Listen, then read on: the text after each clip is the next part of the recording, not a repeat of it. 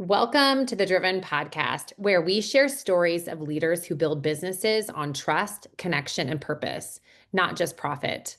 Today's guest is Jason Payne, the owner of Payne Equipment Sales in Peoria, Arizona. Jason has turned a humble local operation into a powerhouse dealership for pre-owned construction equipment. He serves customers nationwide and proves that faith and integrity can fuel real business success. In this episode, we talk about what it takes to survive the highs and lows of owning a business, the power of faith when sales slow down, and the lesson that Jason's learned from the road and the relationships that have shaped his journey. Today's episode is sponsored by Driven Relationships, where business growth starts with genuine human connection. At Driven, we believe loyalty and referrals don't come from transactions, they come from trust. If you are ready to build a lasting client relationship and stand out in a noisy digital world, visit us at drivenrelationships.com. Hey, Jason with Payne Equipment. How are you? Good. How are you, Kelly? I'm good. I love that your name is in your business name. Yeah, I And appreciate it's that. cool. It's cool too. It's not like Yeah, something basic. where it's off the wall kind of thing. Yeah. Yeah. Payne is cool. Yeah. Thank you. Thank you. Yeah. So why do you do what you do? What do you do? So we are a local used construction dealership based out of Peoria, Arizona. We've been in business 4 years, and I've been doing this close to 6 years before this. So what we do is we buy, sell, and our biggest thing that no one else does is we broker used construction equipment. So when a business owner has a piece of equipment that they don't want to send to auction because they don't know what they're going to get on pricing or anything of that, they don't want to wait around for people on Facebook or Craigslist. What they can do is they can give it to us.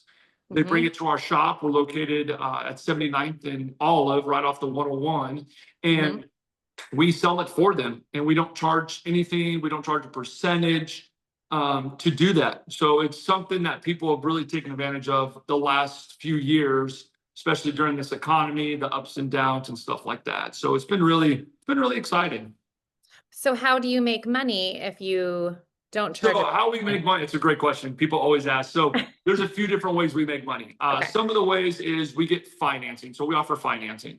So we do get a kickback from our finance companies that we use. We have business and personal, which the business has been around forever. The personal, we just started doing in 2025 because it's very hard for banks to lend on business equipment on personal credit.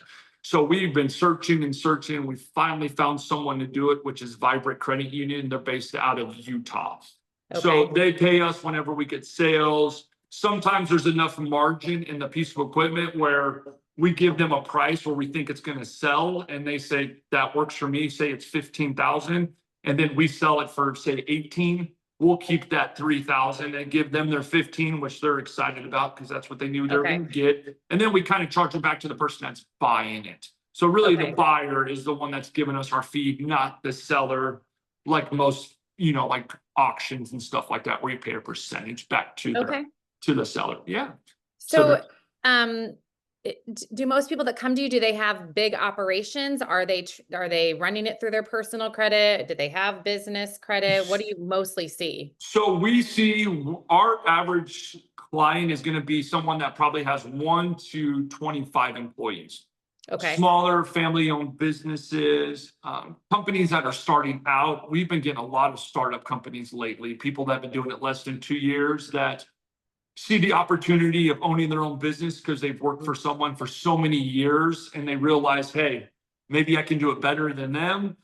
Maybe I have a different idea. And that's kind of how Payne Equipment Sales started, because we had an idea that no one really else does or had. But that is our bread and butter, is that 1 to 25 employees. Do you have competition? Is there anybody in your space? Yes, and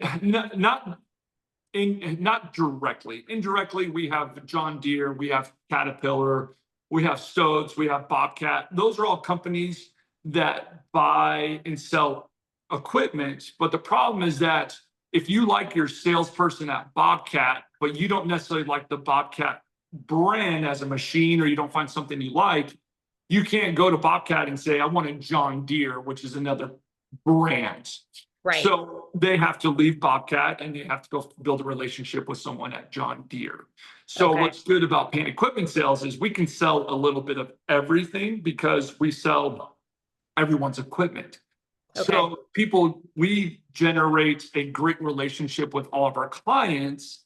And then that's what gets them excited to say, hey, I love working with Jason, or my dad's here. We have another salesman named Sterling. We like working with you, but you don't have a piece on your lot that we want. Okay, what are you looking for? And then we can go to the people that we have in the industry to say, hey, what do you have right now to sell? Is there something sitting on your lot that maybe you're not using right now? We have someone that may want to buy it. And then it kind of stirs in the customer's mind, like, oh, well, I never thought about selling that, but if you're going to give me a good dollar amount for it, why not? It just sits there. So that is kind of how indirectly those people work, but no one directly has competition with us. No one else brokers equipment like we do now. Yeah, that's wild. Do you ever help someone buy new equipment? We do. So we have options of a couple. So I can buy, there's a company called Sanny. They're up and coming. They've actually been around for about 50 years. They're based out of China. People hear China, they get a little iffy, but Sandy actually makes a really good piece of equipment. There's a company called Equipment Share based in Arizona that sells a lot of their equipment. We can buy new from them. And then there's another company called XCMG. We can buy new with them as well. So we've kind of set up, not necessarily dealers with them. So we sell all their parts and do all the maintenance. But if someone is looking for a brand new piece, we do have options where we can get brand new equipment. So it just matters on what brand. Okay. Yeah. That's awesome. So your ideal client has between 1 and 25 clients, it sounds like. So what's the time frame? Like if you were to talk to one of your customers is listening right now, what are some of the expectations that they should have when they come and work with you? Like, how long does this take? What are the realistic expectations? Yeah, that's a great question for these people. Yeah. So say, Kelly, you had a piece of equipment that you wanted to get rid of. You would come to our yard. We have two options. You can either drop it off or we can come pick it up for you. So we can come pick up the piece of equipment on a trailer. We'll bring it back to our yard. We do an evaluation on it. We look at it. We test everything. We see the overall quality and condition of the piece of equipment. Once we get that, we run the serial number. We make sure there's no liens on it. We make sure it's not stolen. And then we run our value, which is kind of like a Kelly Blue Book for equipment. We run a value on it and we see what it's going to go for auction and what it would sell if we put it on the lot. So then we take an average of both. Obviously, auction price is kind of an average of what they're selling at auction. We're going to be well above that because we have a price of what it would sell privately. So once that happens, we get you a value and you say yes or no. You say, you know what, that's a great price. Let's move forward. Or you say, you know what, I was hoping it books out for 25. I was hoping to get 30. You know what, Kelly, we could definitely try that. Let's be realistic that most likely 25 is going to be the number, but let's start off at 30,000 and see what happens. Then you would sign a 30-day broker agreement with us. So you pretty much sign saying for the next 30 days, you're allowing Payne Equipment Sales to sell the piece of equipment on behalf of you. You still hold your insurance on it. We are protecting our yard as far as anything happens, it gets stolen. But we always want double protection. So keep the insurance through your insurance company on it. And realistically, we've had stuff sold in 24 hours. It really just depends on the need for that piece of equipment, the price, the hours.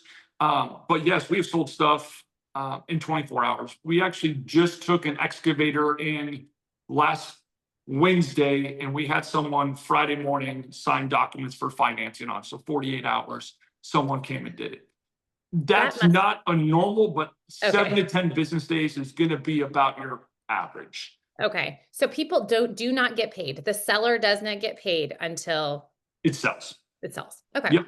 So once we sell it, depending on how we get paid, financing, check, cash, we deposit into our accounts, make sure funds clear, and then we write you a check for the amount that it's sold for, the difference, whatever that is. The other great part of what we can do as well is we can service your equipment here too. So say you have a piece of equipment that the hose is bad on it, or it's making a funny noise, we can bring it here. We can actually fix it before we sell it to get you more money for that piece of equipment. Instead of you trying to sell a broken piece or a piece that's not working up to its standards and getting less value, we can actually get it here. We'll fix it for you. We'll service it, and then we'll resell it. And then whatever that difference is, we'll just take it out of the proceeds of the sale. So we definitely have some great options. Is the service center, is it like full time, or is that just like as needed? Do you have service? It's as needed. So, well, anyone can bring down, they buy a piece of equipment from us in the future. If they ever need service, they can bring it down here and we can do PMs. We can fix hoses. PM is kind of, it's called preventative maintenance. So it's like your oil changes, your filters, your hydraulics, different stuff like that. So we can do that here as well. And the other great thing that we offer when it comes to Payne equipment sales is we offer freight. So we can actually freight it to anywhere in the US. So if we have clients all over, we've sold stuff in Hawaii, Montana, New Jersey, New York, Canada. My dad sold a truck to someone in Canada, and we shipped it all the way to New York at the port, and someone went to the port and picked it up. So we have logistics that we can do all over the US. And then another thing, which is even cool for someone that buys something from us, some equipment you have to have a semi, just because of how big it is. We offer in-house freight as well. So if you buy something that needs a semi moved, and moving forward, you don't want to buy a semi, you can give us a call, and we use a third party that's kind of in-house that we can move the equipment for you as well. So we're really like a one-stop shop. Yeah. Yeah. Do all of your clients know that you offer all of this? Or are they surprised? I would say most of them probably do. We're trying to get better in the social media part, like what you and your husband do when it comes to the marketing and trying to get stuff out there. We're trying to do that as much as we can as well, because we know, let's face it, we know marketing, Instagram, Facebook is what sells everything now. Everyone's on social media. Everyone sees that stuff. And to tell you the truth, we sell 90% of our equipment on Facebook. Oh, okay. Yeah. Mostly I'm assuming like construction companies, right? Or are there other companies? Well, no, not necessarily. We get so I would say the breakdown would probably be about 60% construction companies. 30% that landscape, hardscapes, kind of building custom pools. And then the other 10% is going to be like people that just bought a farm or a cabin up north, or we do get a lot of that as well. A lot of people that just bought 10 acres and they need to clear it. A lot of people actually buy from us that way. And the reason they do it is because of our prices. You could go to Cat, John Deere, any of the bigger outlets that are here in Phoenix. If you matched up two of the same pieces with us side by side, we're going to be about 10 to 20% less, just because we don't have the overhead that Cat Empire has or John Deere RDO has. Our overhead's a lot smaller. So in return, it goes back to the person that's buying it. They get the savings in that. Yeah, that's really nice. Everyone loves that. Oh, yeah. Saving a buck. It feels good. Yeah. How did you get started? Great question. So back in 2019, I was working with another gentleman, and we were selling tree equipment, wood chippers, tree trucks, and it was working well. And did you own the business with him? Did you own the business with him? Well, I started off as an employee, and then we became kind of business partners on it.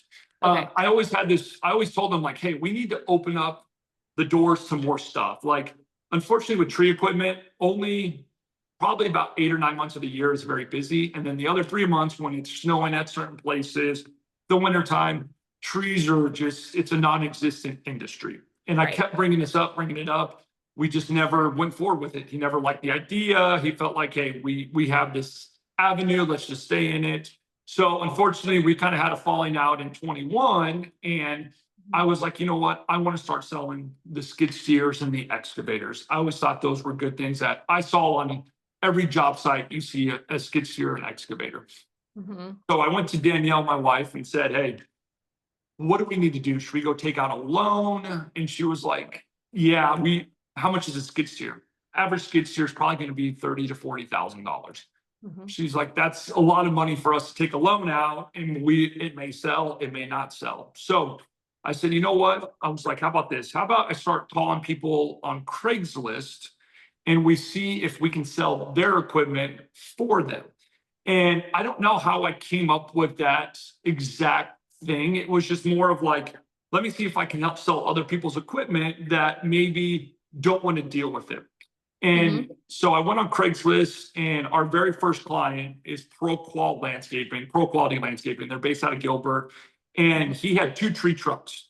And I called them and I said, hey, I was like, what do you need for these trucks? What's your bottom dollar? And he told me a number, and I said, okay. It was actually a pretty low number compared to the quality of the truck, what I was seeing them selling for. So then I asked them, I said, hey, can I take the pictures off your Craigslist ad? I'm going to post them on Facebook and all the different forums that I'm in. And if I get a buyer, would you stick to those prices? And he said 100%. So I posted them. I marked them up on Facebook. And sure enough, 2 people called me and they bought them. So I took them back to ProQual.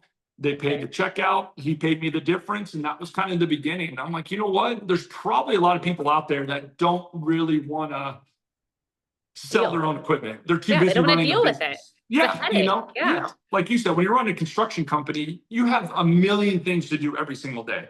And the last thing you're going to want to deal with is someone coming, I'll be there by 12. You stop your day to be there at 12, and they don't show up until 2 o'clock.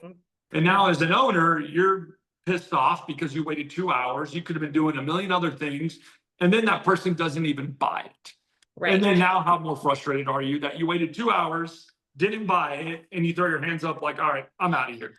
And that's really a lot of mindsets of business owners. Time is money. They don't want to sit around doing that. So if they can either drop it off or we can come pick it up and we can do all that for them, it's a no-brainer to a business owner to say, here you go. And you don't charge me a fee after you sell it. You're not going to take 10%. There's no hidden fees. Nothing like that. And that's kind of how that's nice. Yeah, that's how it started.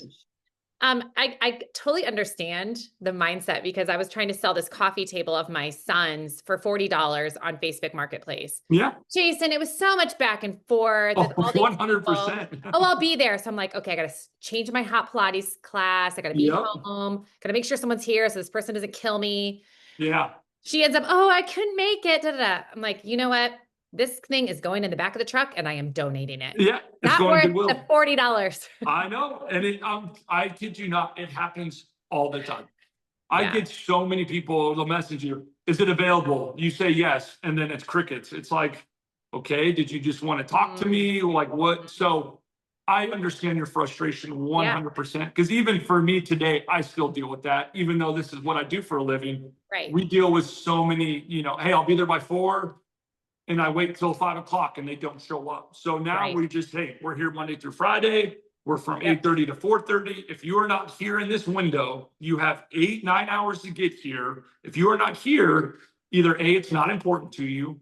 B, you probably don't really want it. Or C, you're just a tire kicker. And that's not what we want here, because you're just going to waste our time, kind of thing. Right. So, yeah. But yeah, that's how it started.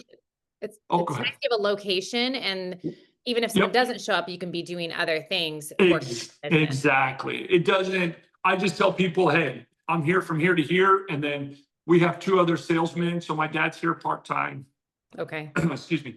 And then we have Sterling, which is our full-time salesman. So now I can continue to go look for more equipment. I can continue to run our business. And someone is here to take care of any clients that walk in, whether they're trying to buy, whether they're trying to sell. And it opens up so many doors, because we used to do this out of our house. Kid you not, back in 2021, when we started, we were doing it out of our front office in our house. And what made us get to our lot that we're at today, and we've been here now over 3 years, was people were dropping off their equipment and they're like, hey, sell it. Well, we had a skid steer. We lived in an HOA in Goodyear. So HOA was starting to get mad, like, hey, you can't have a skid steer sitting in front of your carport or your RV gate. And I'm like, we decided, Danielle actually decided, after probably 5 or 6 notices from the city, and then, or I mean, from HOA, and then the city of Goodyear actually got involved and said, hey, this actually could be considered criminal. We're like, you're running a business out of your house without licensing, and it just started turning into something that we did not want. So back in April of 22, Danielle jumped on Craigslist and she looked for a place. And this place, it was all God, because we got here. The guy literally posted it like 30 minutes before Danielle saw the link on Craigslist. And we went down that day, and it was half our yard that we have today because we were splitting it. And I looked at Danielle, and our rent was going to be like $2,000. And I'm like freaking out, because I'm like, $2,000. How are we going to fill this place up? I was scared. I'm not going to lie, but Danielle's like, we'll figure it out. We'll figure it out. And ever since that very first month we moved in here, it's been packed out the whole time. And now we have the whole lot. So we can hold I think we have 75 pieces for sale right now. Wow. Yes. Jason, and that's awesome.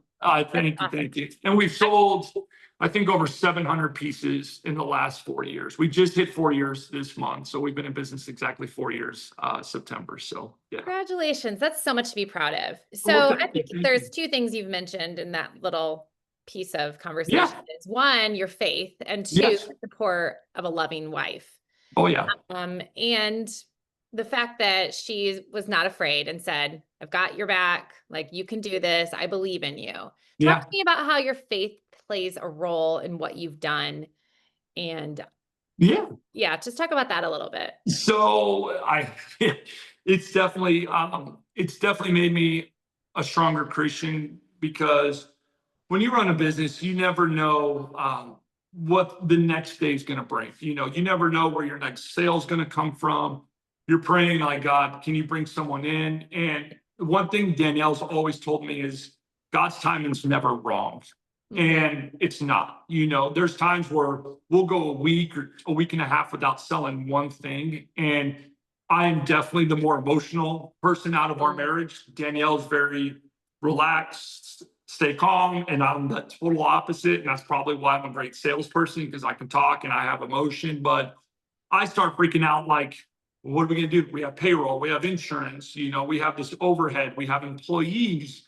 And Danielle's just like, God's going to produce the people when it's time to produce them. And for the last 4 years, God has done that every single time. We'll go, like I said, a week and a half without selling. And then all of a sudden we'll sell 15, 20 units in a week and a half. Like, it's crazy how God you just rely on him, and everything starts to kind of work its magic. Not magic, starts working in a way of how it's supposed to go. So for us, I just keep doing my daily things every day. It's like, I'm going to come in, and I know if I'm a stewardship of God, I'm working hard and I'm trying to produce results. I know God's only going to bless us, because that is what he calls us to do, to lean on him for our sales, to lean on him for the money, to lean on him for the right employees. So that's how my faith has helped. And then when it comes to Danielle and the marriage, probably as much as I do, working with the spouse, it's one of the hardest but most cherished things you'll ever do.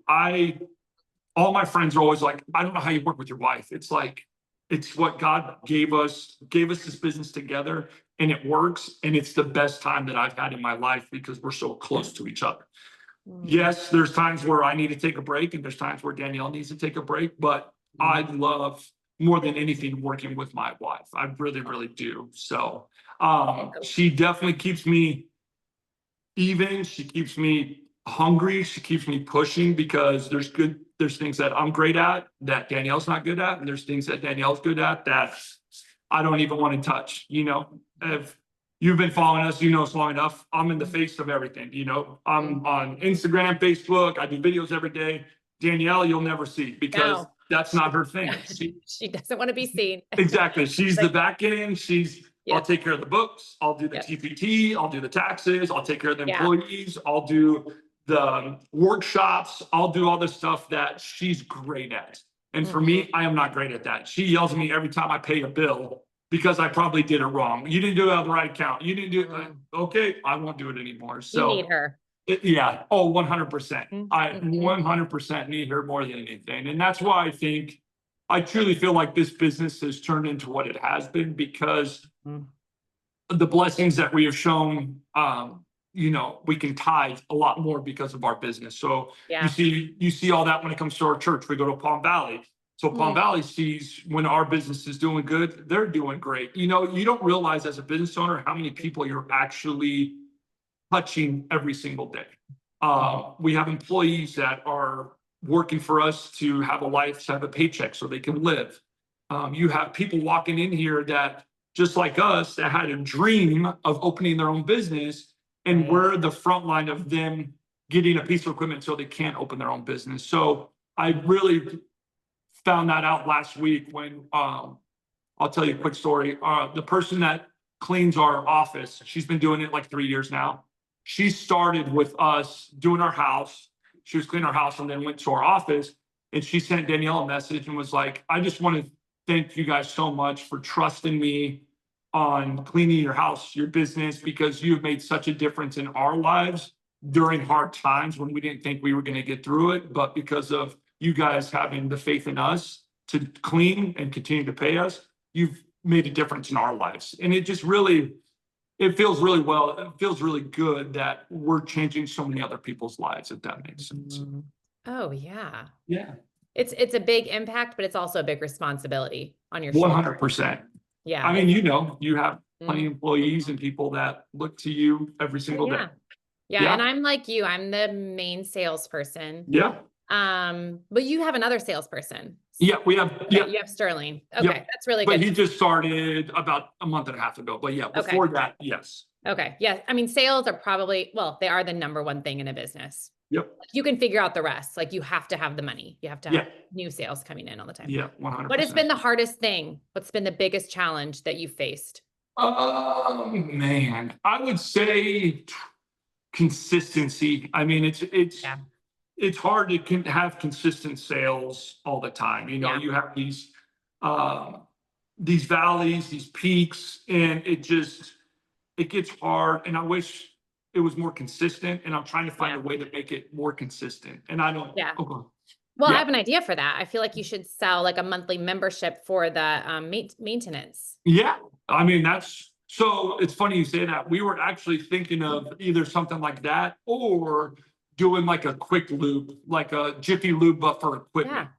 You know what I mean? They come in here, we do an oil change real quick for them, we get them on their way, and it's fast. Because if they take it to John Deere, a Bobcat, they'll have to leave it there for at least 2 to 3 days just to do an oil change. And then, so if you have to wait 2 days, what do?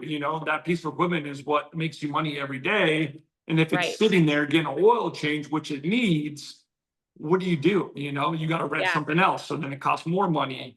We have some ideas of how to get the service side going. This is something that's just happened the last like 30 days. We're getting the service going. Yeah. Well, it's exciting that you can that it's stable enough that you can even think about, okay, like, how can we make this better? Yeah. And I think it's, if a business survives 3 years, you're going to be okay. So now it's just like dialing it in. Like, what do we do next? How do we get this better? Yep. Exactly. Yeah. Exactly. 100%. Yeah. That fine tuning is what we need. And then, capital is always something, because we always think about, as you own a business, do you keep it forever? Do you give it to your kids, or do you plan on selling it? So now if we ever plan on selling it, it's like, we're trying to find a way to make it where someone would want to come in and buy us out. You know what I mean? Because we have something that no one else offers, or it could be the land that we're on, or it could be the equipment we have on our floor. Millions, a few different things and ideas that we're thinking about. Okay, how do we get to the next step? Right. So. Yeah. I think when you sell a business, though, I'm saying this to myself, you can be the operator and sell it. Like, as the business, you have to be the business owner if you want to sell it. And the business not hinge on you and your personality and your sales. And that's, I think both of us are the face of the business, and that probably could be the next step for both of us, is how do we make this run outside of us? Exactly. And you're 100% correct. I've talked to a few people and they're like, Jason, you are Payne equipment sales. Like, it's your face. That's what people see. So it's like, either we have to start finding a new face of it. So then we can take a step back and then someone else could be in that role. And then you can show someone, hey, this company does run without me being here 24/7, Yeah, but which you're the right. first step, the first step in that is like getting tasks off your plate that you shouldn't be doing. Yeah. And maybe someone doesn't do them as well as you or exactly like you, but it's getting done. So I think it's Yeah. just a challenge as a business owner to let go of your baby. This is, Oh yeah. I you know. created this, your baby. Exactly. You It's know hard it to let just it as much go. as I know it, Yeah. 100%. So So I'm sure you've met some characters along the way or have had some interesting experiences. I'd love just to hear a little bit about that, and then just kind of wrap this up and let people know where they can reach you. But have you had yeah. interesting stories and characters? Man. I got a lot of stories. I'm trying to think what would be the most interesting. I'm trying to think if it should be something that I was kind of blown away or more of like a story that turned into something great. Man, I would say the one interesting in a good way is we had a client, did not, I won't mention their name because maybe they don't want to be mentioned, but they own a very big lumber wood. They build custom homes in the valley. Okay. I met him because he was driving by our lot, because to get from his place to our place, he has to drive by us. It's just kind of how it works. So probably 3 years ago, he bought a couple tractors from us because they needed them. And he was willing to buy the tractors pretty easily. But I said, hey, you have a company, they probably have 5,000 employees here, and they have tons of equipment. And I'm like, what are you doing with your equipment right now? Oh, we send it to the auction.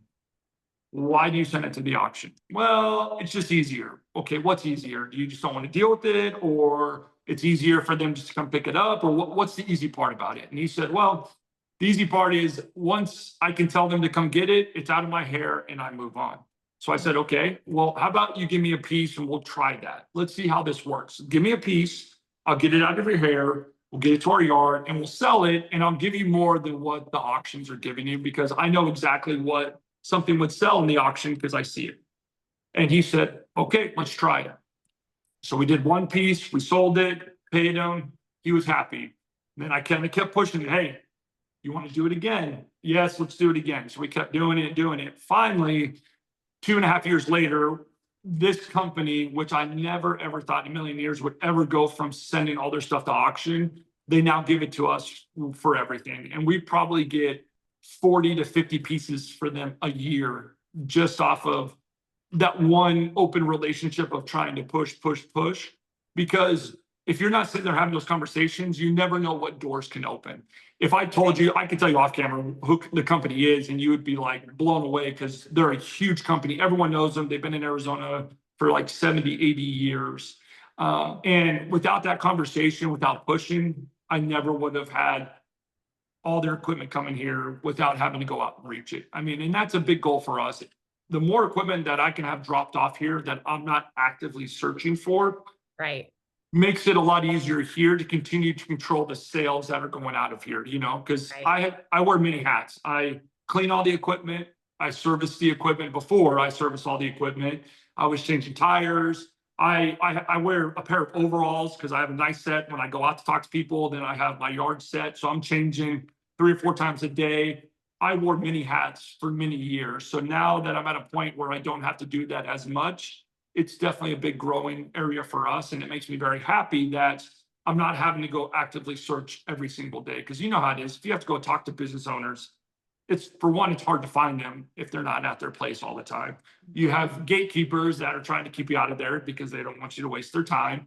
So the more stuff that can be brought to us that I'm not actively searching for, I feel like the better success we're set up for, which would allow us to sell it in the future, because at that point, I'm not the face anymore. They're Yeah. going off of the name of Payne Equipment Sales. That's the big picture of that. So that allows me, like you said, to kind of step back, delegate a little bit more, Yeah. and continue to build up this clientele that people are not having to see my face to continue to give us equipment. So, Right. Yeah. yeah. Man, did you ever think 4 years ago that you would have even just had that one relationship? I mean, Not in a, does it blow your mind now? it blows my mind all the time. Like, we probably have $2 million worth of equipment sitting in our yard right now. That was given to us. I mean, could you imagine giving someone $2 million and being like, all right, I'll see you later? Like, that's the trust. I feel like that's all of God, to give these people a piece of heart, knowing that I'm not just going to go and steal it, for one, because Right. unfortunately there's bad business people out there Oh, everywhere, yeah. you know? And so that, I feel like that's how Danielle, God, all this kind of keeps it going. Because Danielle's the one that came up with the broker agreement. Everything I was doing before was just a shake of a hand. Like, hey, shake my hand, bring it here, I'll sell it. I promise you I'll pay you. And Danielle's like, what are we paying them? I don't know. Let me call them and figure it out. I have no idea, you know? So she came up with a lot of this stuff. So I just feel like with the three of us kind of going together in this, it's really softened people's hearts to trust that we're doing what we said we're going to do, you know? Yeah. Yeah.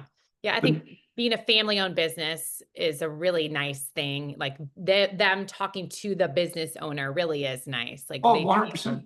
Yeah. And I see confident. that even with Driven. It's like, I talk to you all the time. I have your Yeah. personal number. You know what I mean? Like, Yeah. that's, I think that makes someone feel way more comfortable dealing with Oh, them, yeah. instead of when you go Yeah. somewhere huge like Empire, Cat. You don't know, you're not dealing with the owner. You're dealing with the sales Right. guy that may be there today, but next month, if he didn't get his numbers or quota, he could be I'd be gone, gone. you know? Yeah. Yeah. Yeah. So There is a peace of mind knowing that you can talk to the business owner and the business owner actually cares. yeah.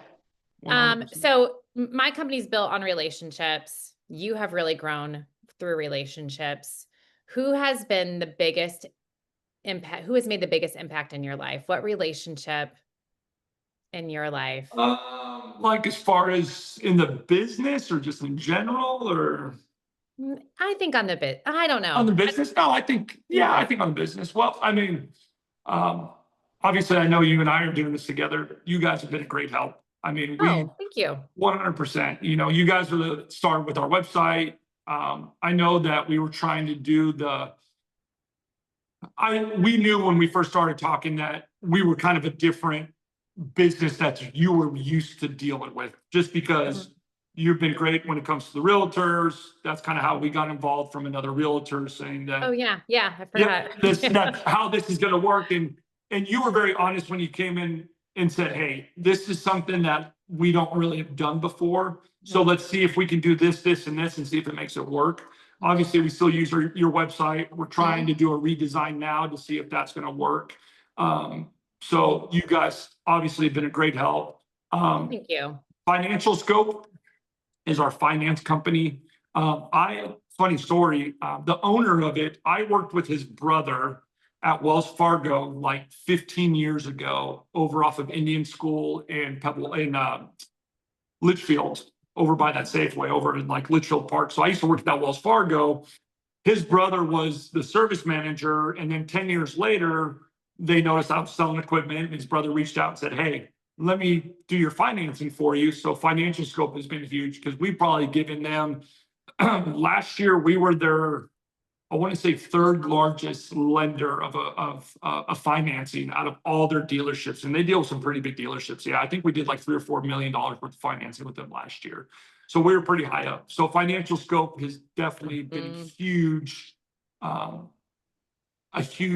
product to offer to all of our clients. So that relationship's been really good. And then third, I mean, it may sound kind of corny, but all the people that we've seen over the last 4 years, I mean, all the business owners that we've dealt with, those relationships, if we never built those, we would not be here today by any means. And there's probably a handful that I can name off that have really taken us to another level when it comes to Payne equipment sales. So I love that when you find a really loyal customer or a really loyal referral partner. yeah, I have a few clients that they are just committed to sending me referrals. yeah, And always singing our praises. I mean, because what we do really helps them, but it just is such a compliment when oh, you have a loyal 100%. customer or a loyal referral partner. It's like the Yeah. most beautiful thing. Oh yeah, those Google reviews. I mean, when we get Google reviews You and get people are like, great Google reviews. yeah, you know, when we get those, we're super happy that people were really happy. And then you'd be surprised how many pieces we have sold that they've never came and looked at it and put their hands on it. So that trust we build online, on our Yeah. Instagram, our Facebook, our website, allows people to buy something and spend. The last piece was $70,000, and the guy never even looked at it. His son came out and looked at it, made sure it was there, like we weren't some scam or something like that. But we have sold a lot of pieces just based off of video, photos, and that's it. And people trust us because of our Google reviews, the contacts we've made with them, or the conversations we've had. So I love it. It's so great. Okay, I want to end this with, what is one thing you would tell to your 5-year younger self? If you could go back and say, Jason, what would you say to that younger Jason? Younger Jason 5. So I would be 32. Actually, no, 33. Sorry, man. I'm 38 now. And that would have been the year. I would say, I would say trust in the process more.